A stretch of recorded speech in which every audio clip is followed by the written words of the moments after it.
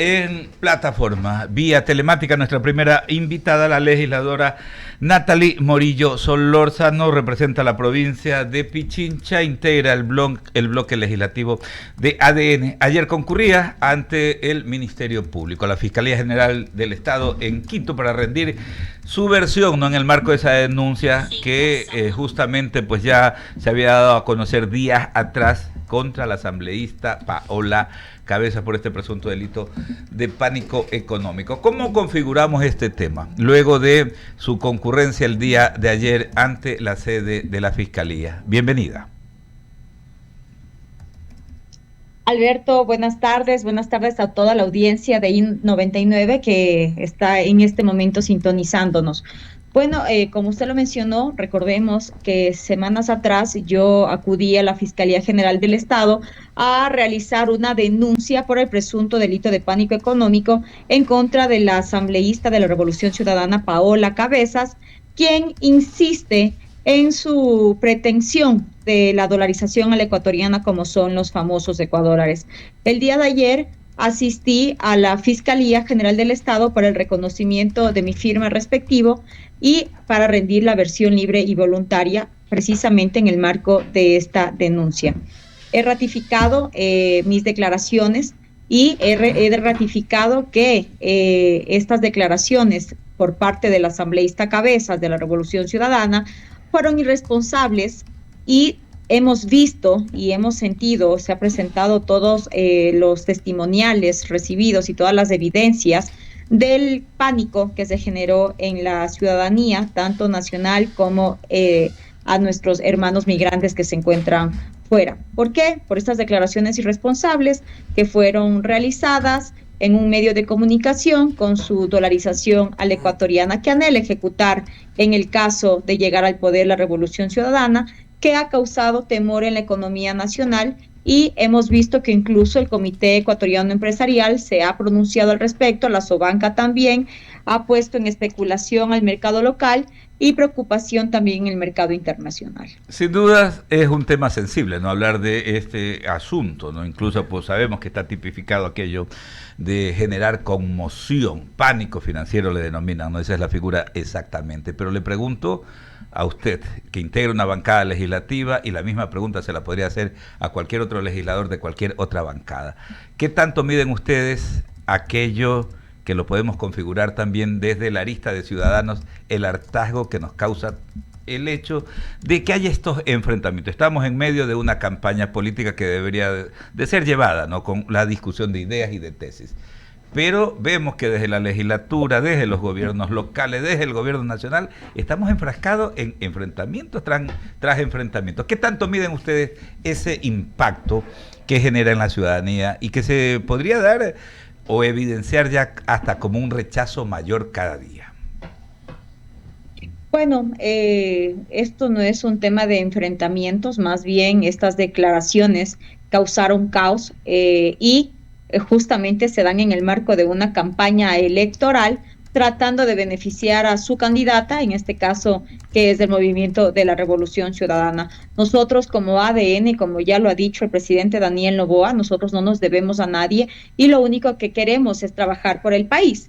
Por ejemplo, en el tema de la dolarización, sabemos cuál es la planificación de la Revolución Ciudadana. Ellos lo han dicho claramente, que quieren imponer su dolarización a la ecuatoriana. Unos días después sale igual en una entrevista en Russia Today el líder máximo de ese movimiento político, como es el prófugo Rafael Correa, junto a Ricardo Patiño, asambleísta electo por ese movimiento político, también hablar mal de la dolarización, hablar mal de la cooperación internacional con Estados Unidos.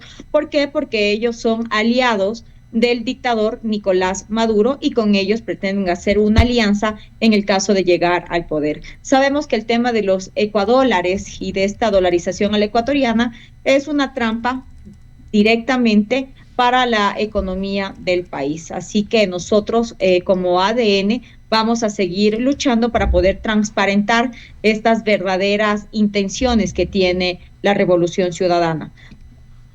Gracias, asambleísta. Permítame, Eduardo Mendoza Estrada continúa con la entrevista. ¿Cómo está, asambleísta? Qué gusto saludarla. Quiero ser preciso respecto del tema de la dolarización, porque usted lo menciona. ¿Qué debe de hacer el futuro presidente si gana Daniel Noboa o la futura presidenta para sostener la dolarización? Porque la verdad es que es un tema que de angas o de mangas sabemos que la política económica que se ha tomado se siente, aun cuando se haya apoyado en Donald Trump y vemos toda la buena voluntad del gobierno, se siente que, y muchos analistas económicos al mismo tiempo lo dicen, se siente que pues no hay un backup específico. ¿Qué van a hacer ustedes al momento de llegar, o sea, de lo que vaya a ser, lo que debería de ser el presidente como tal, al llegar, para seguir sosteniendo la dolarización? Porque uno no puede sostener algo porque lo dice, o sea, a mí me gusta ser fiel, pero yo no sé si yo pueda. Bueno, Eduardo, bueno su ejemplo, pero nosotros, justamente el presidente Daniel Noboa, ante esta planificación de los ecuadólares, como ya lo han mencionado, los asambleístas, el líder máximo de esa organización política, de tener una moneda paralela al dólar, que es sin respaldo, que se va a devaluar, que va a ser controlada únicamente por el gobierno nacional, que significa inflación, que significa llevarnos al caos en el que está sometida Venezuela, más pobreza para el Ecuador. Por ello, el presidente Daniel Noboa, recordemos que emitió un decreto días después, 2 o 3 días después de este anuncio del asambleísta de la Revolución Ciudadana, para que precisamente el dólar sea la única moneda del país, no solamente la oficial, sino que la única, para que no existan estas monedas alternativas. Además, ha instado a la bancada de ADN para que nosotros, desde el legislativo, podamos hacer una reforma en donde se realice este blindaje al Banco Central del Ecuador que se necesita en este momento para que no le metan la mano a las reservas del Ecuador y no se debilite nuestra economía. Así, más bien, lo que vamos a poder tener es una economía estable y garantizar que el dólar sea nuestra única moneda en el país y que nadie pueda jugar con la estabilidad del Ecuador. Ya tienen que entender los miembros de la Revolución Ciudadana que con el dólar no se juega. Perfecto. Asambleísta, tengo una consulta más, y es en cuanto a lo que viene. ¿Qué expectativas tienen de aquí al día domingo? Porque sabemos que el Ecuador, la verdad, va a tener se siente complicada la cosa. Tenemos una semana light, porque así todo el mundo lo estamos viviendo. ¿Qué expectativas tienen y qué acciones se van a tomar por parte ya a nivel de campaña electoral? Cuéntenos un poco. Bueno, nosotros seguimos firmes, nosotros seguimos trabajando, nosotros seguimos con la esperanza de que un nuevo Ecuador sí es posible. Con Daniel Noboa, Ecuador va para adelante, no hacia atrás. Nosotros estamos trabajando por temas que realmente le preocupan a todos los ecuatorianos, como es salud, educación, economía, seguridad, que bien lo decía Michelle hace un momento. En este preciso instante, al encontrarnos en una etapa o en un momento electoral, pues hemos visto cómo la violencia se ha incrementado y sabemos cómo operan ciertos miembros aliados de estas estructuras criminales. Así que yo sí espero que después de las elecciones baje este índice de violencia y además que el presidente Daniel Noboa está poniendo todos los esfuerzos para combatir el crimen organizado transnacional que tanto daño nos hace. Pero sin embargo, nosotros, como lo reitero, nosotros no perdemos la esperanza. Los ecuatorianos, que decía hace un momento Alberto, están con hartazgo. Sí, todos estamos con hartazgo de tener esta misma política de siempre, esta política betuca, esta política que solamente cuida los intereses de sus organizaciones políticas. Nosotros, a diferencia de ellos, no somos así. Nosotros tenemos nuestra bandera, que es el Ecuador, y trabajaremos incansablemente para que puedan salir adelante todos los ecuatorianos de todas las crisis en las que el presidente Daniel Noboa recibió al país. Asambleísta, muy buenas tardes, gracias por estar con nosotros. Yo tengo una pregunta más que todo acerca de las bancadas que no tienen como énfasis el fortalecimiento del dólar. El por qué detrás de esas personas que quisieran, no sé, tener una moneda alterna o simplemente no fortalecer ese dólar, ¿tienen un porqué o una lógica detrás? Porque al parecer hasta el momento me suena ideológica y más no una cuestión que tenga una razón por detrás, porque estamos viendo lo que Donald Trump está haciendo, está poniendo ya aranceles, puso aranceles universales, y evidentemente para los países que, digamos, no son democráticos, que no son amigos de Estados Unidos, los aranceles son mucho más fuertes. Entonces, ¿cuál es la lógica detrás de esas personas que quieren tomar una decisión totalmente irracional para la economía del Ecuador? Muy buena pregunta, Michelle. Es así, es como se maneja justamente la Revolución Ciudadana, por un tema ideológico, por un tema de pérdida de soberanía, como ellos le llaman. Es justo en lo que nos encontramos en este momento en la comisión ocasional que está tratando la reforma al artículo 5 de la Constitución sobre las bases militares extranjeras. Hablan de pérdida de soberanía, igual dicen que la dolarización ha sido la pérdida de soberanía, pero sabemos que no es así. Esto es un tema únicamente ideológico de este grupo de la revolución, de revolucionarios que operan en Cuba, que operan en Venezuela, que operan en Nicaragua y ahora también están operando en México. Así que es evidente eso. Aquí hay que poner ejemplos.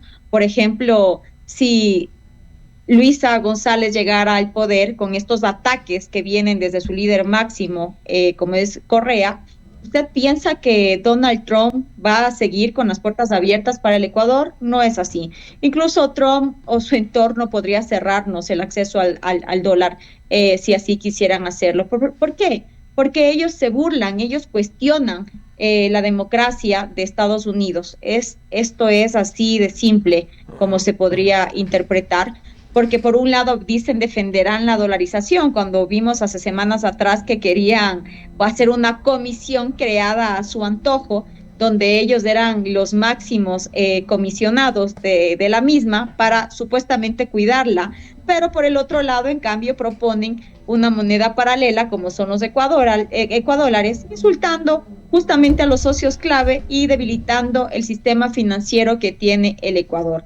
Por eso, una vez más, creo que no debemos perder la esperanza, y ante lo que señalaba Eduardo, cómo vamos a estar en estos días previo al cierre ya de campaña y el domingo, que son las elecciones, pues vamos a decidir todos los ecuatorianos entre la estabilidad o económica o este riesgo y esta quiebra en el país. Vamos por un país diferente, con un futuro, o simplemente vamos con estos experimentos suicidas que son parte de la agenda de la Revolución Ciudadana. Asambleísta, mi última pregunta para usted, y voy a citar un artículo que el día de hoy salió por El Universo, que mencionaba que el asambleísta electo Ricardo Patiño señaló que lo peor que puede pasar es una cooperación internacional con Estados Unidos, y añadió que prefiere tener una cooperación con el dictador Nicolás Maduro. ¿No es totalmente contraintuitivo, sea que el asambleísta electo sea de RC o de otro movimiento político, el querer tener una cooperación internacional con un dictador que fomenta la minería ilegal de oro para mantener su gobierno y no tener una cooperación con Estados Unidos? Evidentemente se puede ver ahí que tal vez hay una estructura política que puede tener conexiones con las estructuras criminales en el Ecuador. Sin duda, sabemos de dónde viene el financiamiento, Michelle. Es fácil salir a la calle y darse cuenta cómo están empapeladas las ciudades. Por ejemplo, Quito, que es donde yo vivo, y también tengo conocimiento que pasa esto en el resto de ciudades como Guayaquil, como Cuenca, en donde se encuentra empapelado de la Revolución Ciudadana. Vemos en las redes sociales, vemos en el YouTube, una publicidad de más de $800,000. ¿De dónde lo financian? Ellos están financiados obviamente por el crimen, ellos están financiados por las mafias, ellos están financiados por toda esta galaxia rosa, por el Grupo de Puebla, por el Foro de Sao Paulo. Ante ellos nos estamos enfrentando nosotros, y por eso estas declaraciones también infundadas, malintencionadas por parte de Ricardo Patiño sobre las relaciones que tenemos con Estados Unidos, lo único que llevan es a la desesperanza y al fracaso del país. Porque, Michelle, todos los ecuatorianos vimos con mucho optimismo y esperanza los impactos de que van a tener la reunión entre el presidente Noboa y el presidente Trump de la semana anterior.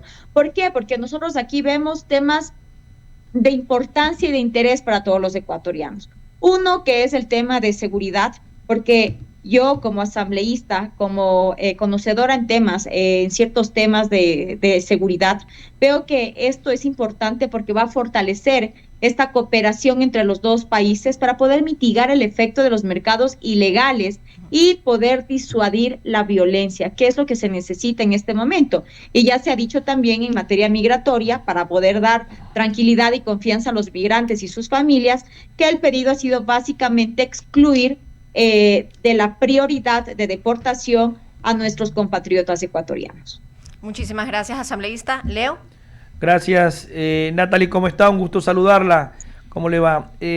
Ustedes ya están por terminar justamente su periodo de la Asamblea Nacional, empiezan uno nuevo, entendemos usted ha sido reelecta, Natalie, y quiero consultarle a propósito de un comunicado que emitía hoy la Asamblea Nacional y decía que le exigen al presidente de la República de emitir el reglamento de la ley para controlar el vuelo de avionetas vinculadas al narcotráfico. Entendemos que esta ley se aprobó hace 9 meses, pero todavía no hay un reglamento. Es un comunicado que emitió hoy justamente la Asamblea Nacional y lo ponía en nombre de la presidenta de la Asamblea. ¿Qué ha pasado con este tema? Hay un tema pendiente todavía de aplicar el reglamento para este tema de las avionetas, obviamente que siempre causan preocupación por el tema de las narcoavionetas que han caído, unas han caído en el país, y eso obviamente está pendiente ese reglamento. Bueno, Leonidas, más bien creo que es función y deber de todos los asambleístas generar dentro de la Asamblea las reformas necesarias para poder crear y para poder establecer junto al legislativo una política pública en materia de seguridad. Hay temas importantes que deberíamos estar tratando, y lo que señala en este momento, por ejemplo, este tema, lo que sale es como agenda de la Revolución Ciudadana, no es un tema generado o tratado directamente en el Pleno de la Asamblea para poder nosotros discutir y ver cuáles son las mejores opciones y tal vez poder dar una propuesta para el Ejecutivo. Pero lamentablemente en este momento la agenda, y yo digo, la Asamblea se encuentra secuestrada por la Revolución Ciudadana, ya que quien preside es de ese movimiento político, y por ejemplo, tratan de tapar con estos comunicados porque salen a decir como que habla por los 137 asambleístas actuales, pero muchos de los casos o muchos temas ni siquiera han sido tratados con los miembros del CAL. Por ejemplo, no sé si usted revisó que el día de hoy salió una información de que los datos de los asambleístas y los servidores legislativos van a ser confidenciales según una política definida en la Asamblea Nacional. Imagínense, esto es totalmente inconstitucional. Existe incluso una sentencia de la Corte Constitucional al respecto. ¿A qué le temen? ¿Por qué temen que las cuentas sean públicas? ¿Por qué temen que el patrimonio de los asambleístas sean públicos? A mí me pueden juzgar, decir en este momento, necesitamos transparentar tus cuentas, ok, en este momento yo las voy a dar porque yo sé que no tengo nada que temer y que Natalie Morillo tiene las manos limpias, pero ellos no sabemos a qué le temen, o sí, porque sabemos que sus patrimonios alcanzan innumerables cifras, y que no pueden justificar de dónde las han hecho. Esto es totalmente inaudito, porque no puede condicionarse el derecho al acceso a la información pública. Justamente es un tema de información pública, es un tema de transparencia a la formulación o a la utilización justamente del cargo al que fuimos electos. Así que no pueden salir con estos temas y además tomarse el nombre de todos los 137 legisladores. Sí, y a propósito del tema, no veía justamente la respuesta que ha tenido Alejandro Muñoz, entendemos que es el secretario general de la Asamblea, ¿no? Él planteaba de que más bien ha sido una confusión, dice que la información de declaraciones patrimoniales es información pública, que está obviamente en la página de la Contraloría General del Estado, y que incluso están pidiendo también a que se haga al Parlamento se haga una auditoría a la Contraloría General del Estado una auditoría patrimonial a los 137 asambleístas. Según lo que dice el señor Alejandro Muñoz, que se ha pronunciado justamente hoy sobre este tema que tocábamos aquí, dice que la Secretaría General obtuvo un proceso de certificación ISO 27001 y que en aplicación a la Ley Orgánica del Sistema Nacional de Registro de Datos Públicos, que en el artículo 6 declara como confidencial la información personal de los funcionarios, pero aclara que toda la información que tiene que ver con sus declaraciones patrimoniales es pública y está en Contraloría, también las declaraciones del SRI y Nathalie. Eso es lo que dice el secretario general de la Asamblea, donde usted justamente labora. Lamentablemente, Leonidas, y aquí para que toda la ciudadanía que nos está escuchando a esta hora, el secretario se ha confundido en su rol y se cree el asambleísta número 138. ¿Por qué? Porque está apalancado de la presidenta de la Asamblea Nacional. Nosotros ya lo hemos dicho esto hace tiempo atrás, incluso yo he pedido una información de por qué él se siente con la autorización de hablar en nombre de la Asamblea Nacional, ya que él tiene que hablar en nombre de la presidenta si es que ella le ha otorgado esta delegación. Y sobre este tema preciso, el acceso a la información pública debe ser garantizado con la mayor facilidad posible, Leonidas, incluso a través de solicitudes verbales. Las entidades públicas, como ya lo ha dicho la Corte Constitucional, tienen el deber de entregar toda esta información pública, salvo que exista alguna causa legalmente justificada para poder negarla. ¿Y cuál es este ejemplo? Razones de seguridad nacional, datos personales, entre otros. Pero que vengan aquí a tratar de ponerle un bloqueo a la transparencia que todos los funcionarios públicos estamos obligados a cumplir, me parece inaudito una vez más. Muy bien, muchísimas gracias, Nathalie Morillo, justamente. Sí. Oye, solamente algo ahí para cerrar, ¿no? Definitivamente es súper que inaudito esto, ¿no? Y demuestra la mamarrachada y la ignorancia de la cual presumen justamente muchos legisladores, ¿no? Porque, a ver, yo no soy abogado, pero es fácil colegir que ninguna norma reglamentaria puede estar por encima de una ley. Y me refiero pues a la LOTAIT, que es la Ley Orgánica de Transparencia y Acceso a la Información Pública. Así de simple y sencillo, desde el llano cualquier persona se los puede decir a quienes lamentablemente, y dicen que se trabaja y que toda la información es transparente. ¿Para qué rayos entonces están aprobando una norma? Si la información de nuestros congresistas debe ser totalmente transparente. Asambleísta, gracias y buenas noches. Gracias, Alberto. Gracias por la invitación. Una buena tarde para todos quienes nos están escuchando a esta hora a través de I99. Es la asambleísta Nathalie Morillo de la bancada legislativa de ADN. Saludamos a esta hora a